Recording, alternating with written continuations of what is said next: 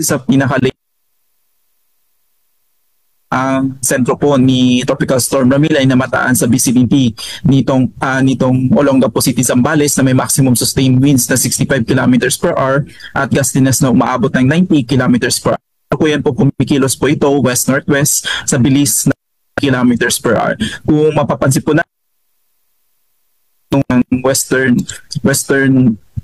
western part ng ating bansa ay kasalukuyan po nakakaranas ng mga pagulan, particularly itong area po ng Central Luzon, itong Southern Luzon at itong ilang bahagi po ng Mimaropa, habang itong Northern Luzon ay nakakaranas lang po ng moderate to at times heavy rains na dala nitong bagyo, habang ang nalalabing bahagi po ng Visayas at itong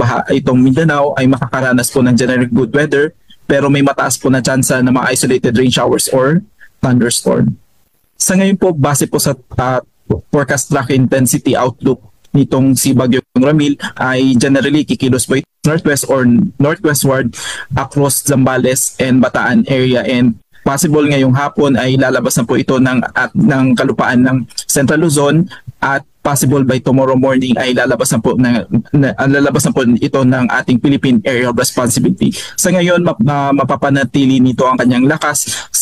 bilang isang tropical storm, ngunit paglabas po nito ng ating PAR, maaari po itong mag-intensify into a severe tropical storm before mag-landfall po ito dito sa may area po ng Vietnam.